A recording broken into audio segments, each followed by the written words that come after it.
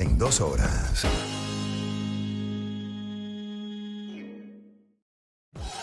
Conexión Éxitos con Jairam Navas. Conectando. En las últimas décadas hemos tenido esta preocupación por la contaminación plástica que ha estado aumentando. Es uno de los temas más alarmantes, es la presencia de microplásticos en nuestro entorno. Estas diminutas partículas de plástico que tienen menos de 5 milímetros de tamaño y se encuentran en diversas fuentes, incluyendo nuestros alimentos, el agua. Es por eso que, bueno, tomando en cuenta esto, quisimos comunicarnos con Douglas Sánchez. Él es técnico del Laboratorio de Ingeniería Sanitaria de la UCAP. Y bueno, la idea es pues hablar un poquito más acerca de los plásticos en nuestras vidas. Douglas, ¿cómo estás? Bienvenido.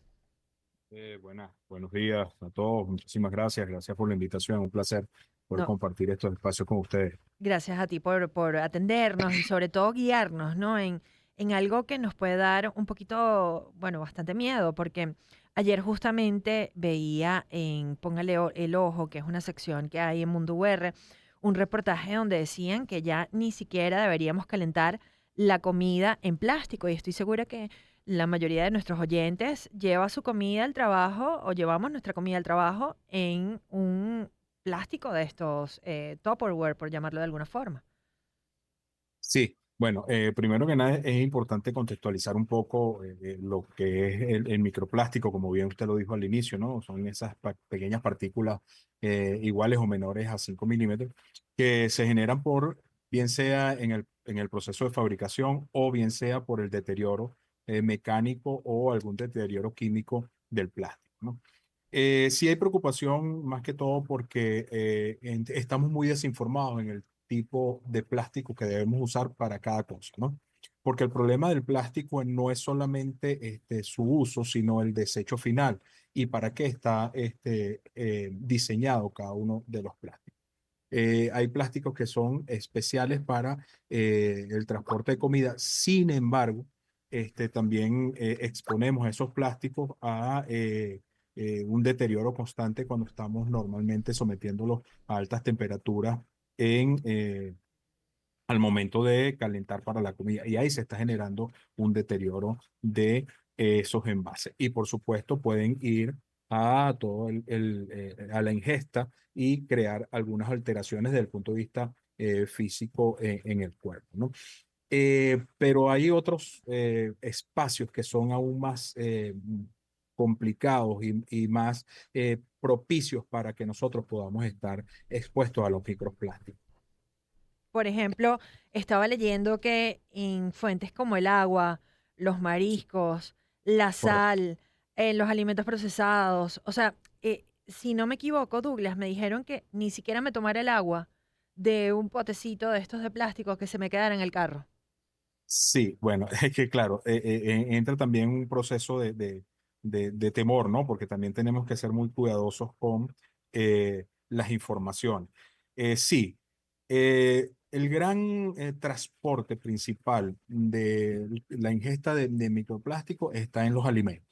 Y por supuesto el agua, que es el principal transporte de cualquier elemento que pueda entrar a nuestro sistema digestivo y por lo tanto a todos nuestros sistemas, el torrente sanguíneo, todo lo que tiene que ver con la parte endocrina, ¿no? Podría estar el agua ser el principal. Sin embargo, los alimentos están expuestos constantemente a eh, impacto, sobre todo lo que bien lo dijo usted hace un momento, todo lo que tiene que ver con los alimentos de origen marino, de todo lo que tiene que ver con origen acuático.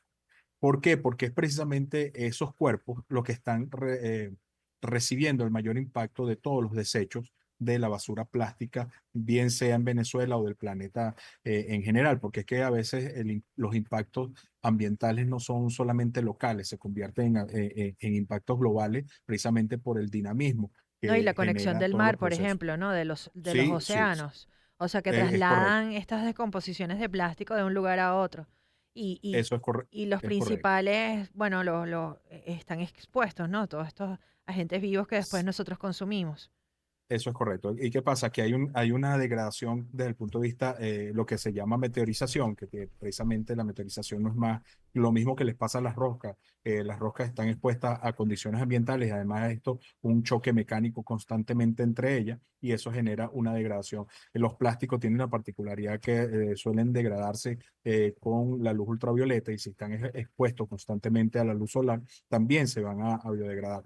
Los tiempos, no se sabe con exactitud cuáles son los tiempos de que se van a degradar esos plásticos. Sin embargo, una botella de agua que usted pueda comprar en la mañana, que la deje en el carro en la tarde, no necesariamente va a generar un gran peligro, porque además se dice que los estudios dicen que más del 90% del microplástico que se ingiere es expulsado por el cuerpo. Sin embargo, el tamaño de las partículas sí es lo que puede incidir, y de hecho hay estudios que dicen el primer lugar donde se consiguió en el cuerpo humano en microplástico es el torrente sanguíneo. Y Wow. también como estar en el torrente sanguíneo, hay otros riesgos que tienen que ver con que vayan a otras partes bien significativas del cuerpo humano, como es el cerebro, y crear algunas deficiencias cerebrales desde el punto de vista de irrigación sanguínea. Entonces, el problema del microplástico pasa por entender su uso, para qué sirve cada uno de ellos, y además de eso, una educación de saber cómo desechar cada uno de los microplásticos según sus características, ¿no? ¿Y qué deberíamos hacer en realidad? Porque, bueno, Bueno, ahorita, por ejemplo, Douglas, cuando vemos anuncios del presidente Trump en Estados Unidos, donde dice, bueno, vamos a quitar los pistillos de plástico, perdón, vamos a quitar los pitillos de papel y vamos a volver al plástico. sí. Cuando vemos de repente que usamos hasta bolsas plásticas, o sea, el plástico forma parte del día a día de cualquier persona en el mundo. Sí, bueno, desde 1907 cuando se generó el primer plástico, la baquelita, ¿no? Como tal, se ha generado cualquier cantidad de toneladas de desechos plásticos en el planeta. Y que tiene la particularidad, ese material tiene la particularidad de ser usado muchas veces si se tiene una conciencia de su uso, ¿no? El cambiar de una pajilla de plástico a una de papel, el impacto desde el punto de vista ecológico es el mismo. Yo como profesor de la Universidad Católica Andrés Bello también, en el área química, en el área de sustentabilidad ambiental, todo lo que tiene que ver con ecología, ambiente y sustentabilidad, le decimos a nuestros estudiantes, no es solamente la acción, no va a ir sola si no se tiene un proceso educativo. Y es Claro. lo que nosotros tenemos que tener en cuenta para ayudar a minimizar el impacto de los microplásticos en el entorno. Una educación no solamente que venga desde la casa, sino que venga desde las sociedades como tal, porque ayer casualmente, viendo también algunas cosas, veía, por lo menos en Suiza, lo estricto que son para el desecho de todos sus valga la redundancia, de todos sus desechos. Es que hay un contenedor para cada cosa, desde el plástico hasta las capsulitas que se utilizan en las cafeteras, ¿no? Porque primero que es más fácil manejar esos desechos y no van a causar impacto en los entornos y además de eso, permite su reutilización una o cuantas veces sea necesario. Dentro de la alimentación, fíjense que hay estudios que ya se han conseguido en la miel como tal, se han conseguido microplásticos.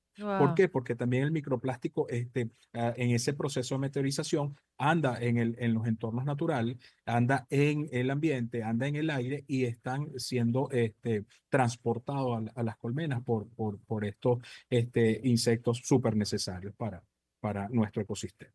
Por las abejas. Entonces, ¿cuáles Eh, serían, más allá bueno, tomar conciencia y la educación, que también, pues, esa es la intención, ¿no? Con esta entrevista, Douglas, culturizarnos un poquito o aprender, ¿no? De temas que quizás no son, bueno, los más cotidianos, a pesar de que ya los microplásticos forman parte de nuestra cotidianidad.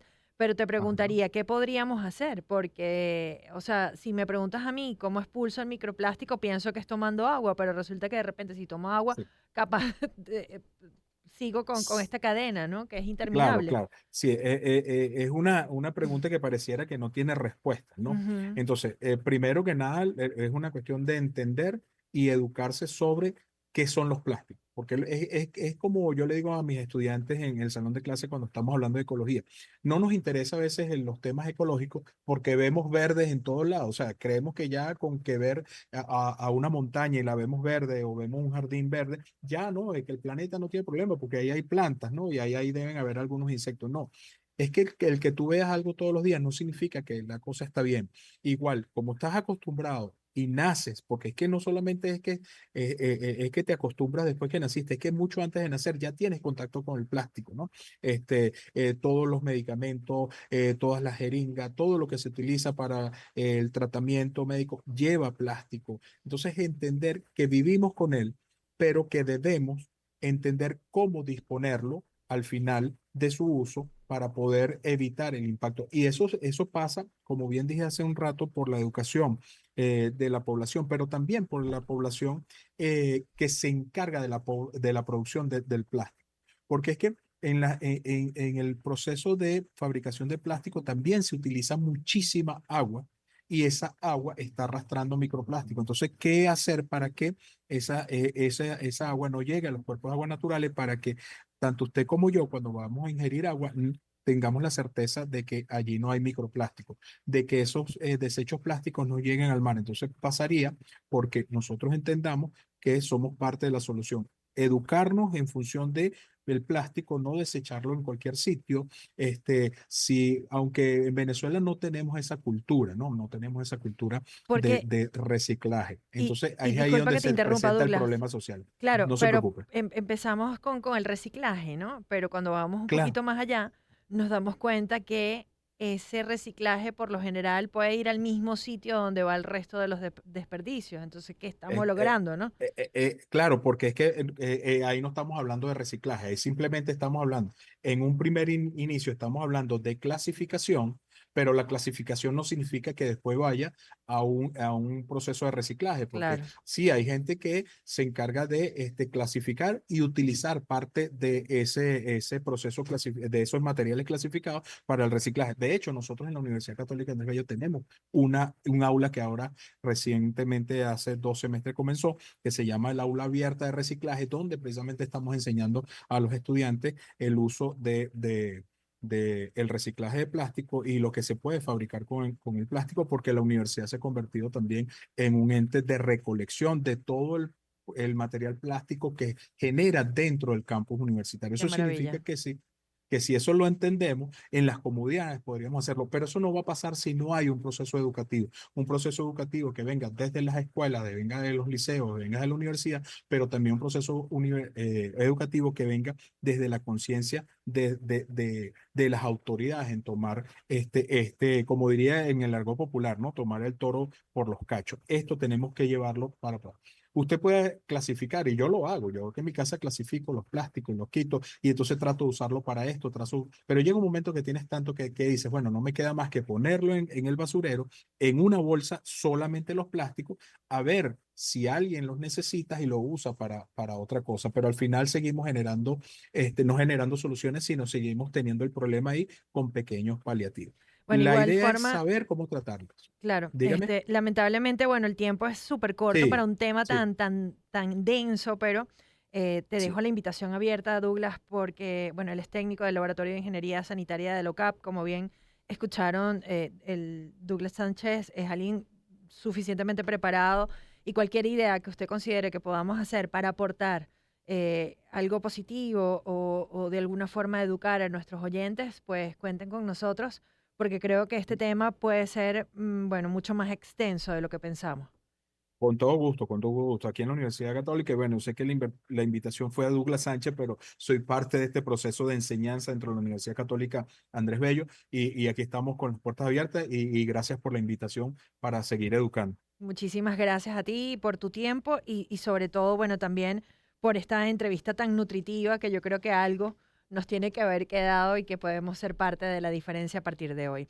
Bueno, nosotros, como les digo, quedamos abiertos a ver cómo podemos seguir contribuyendo y sobre todo tomando conciencia en torno a esta contaminación plástica que ha estado en aumento.